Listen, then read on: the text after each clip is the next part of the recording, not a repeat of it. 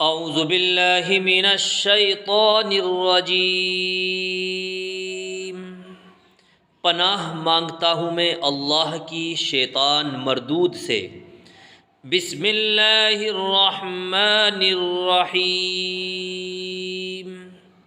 شروع اللہ کے نام سے جو بڑا مہربان نہایت رحم والا ہے۔ ان الذين آمنوا والذين هادوا والنصارى والصابئين من آمن بالله واليوم الآخر وعمل صالحا فلهم أجرهم عند ربهم ولا خوف عليهم ولا هم يحزنون۔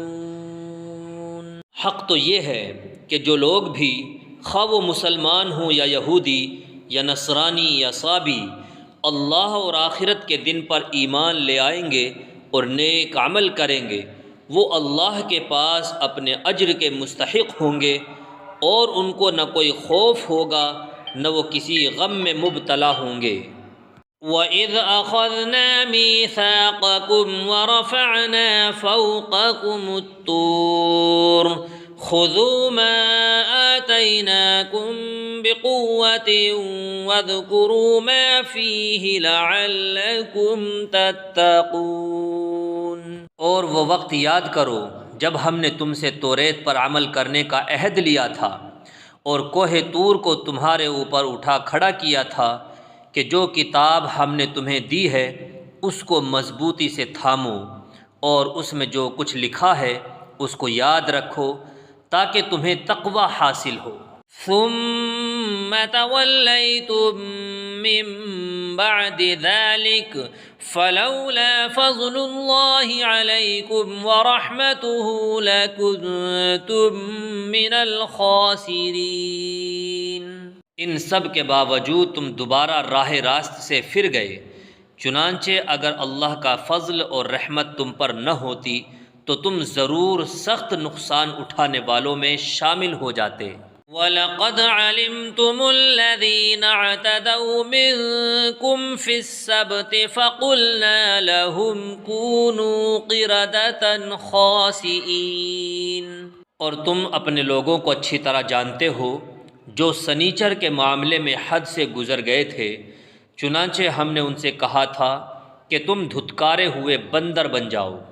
فَجَعَلْنَاهَا نَكَالًا لِمَا بَيْنَ يَدَيْهَا وَمَا خَلْفَهَا وَمَوْعِظَةً لِلْمُتَّقِينَ۔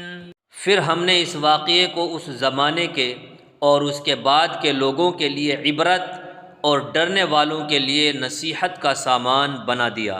وَإِذْ قَالَ مُوسَىٰ لِقَوْمِهِ إِنَّ اللَّهَ يَأْمُرُكُمْ أَن تَذْبَحُوا بَقَرَةً قَالُوا أَتَتَّخِذُنَا هُزُوًا قَالَ أَعُوذُ بِاللَّهِ أَنْ أَكُونَ مِنَ الْجَاهِلِينَ۔ اور وہ وقت یاد کرو جب موسیٰ علیہ السلام نے اپنی قوم سے کہا تھا کہ اللہ تعالیٰ تمہیں حکم دیتا ہے کہ تم ایک گائے ذبح کرو۔ وہ کہنے لگے کہ کیا آپ ہمارا مذاق بناتے ہیں؟ حضرت موسیٰ علیہ السلام نے کہا، میں اس بات سے اللہ کی پناہ مانگتا ہوں کہ میں ایسے نادانوں میں شامل ہوں جو مذاق میں جھوٹ بولیں۔ قالوا ادع لنا ربك يبين لنا ما هي قال إنه يقول إنها بقرة لا فارض ولا بكر عوان بين ذلك فافعلوا ما تؤمرون۔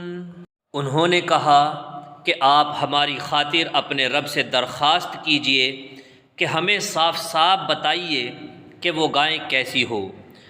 اس نے کہا، اللہ تعالیٰ فرماتا ہے کہ وہ ایسی گائے ہو کہ نہ بہت بوڑھی ہو نہ بالکل بچی، بلکہ ان دونوں کے بیچ بیچ میں ہو، بس اب جو حکم تمہیں دیا گیا ہے اس پر عمل کر لو۔ قالوا ادع لنا ربك يبين لنا ما لونها قال إنه إنه يقول إنها بقرة صفراء فاقع لونها تسر الناظرين۔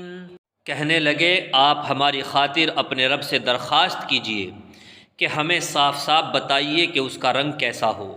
حضرت موسیٰ علیہ السلام نے کہا، اللہ تعالیٰ ارشاد فرماتا ہے کہ وہ ایسے تیز زرد رنگ کی گائے ہو جو دیکھنے والوں کا دل خوش کر دے۔ قالوا ادع لنا ربك يبين لنا ما هي إن البقرة تشابه علينا وإنا إن شاء الله لمهتدون۔ انہوں نے پھر کہا کہ آپ ہماری خاطر اپنے رب سے درخواست کیجئے کہ ہمیں صاف صاف بتائیے کہ وہ گائے کیسی ہو۔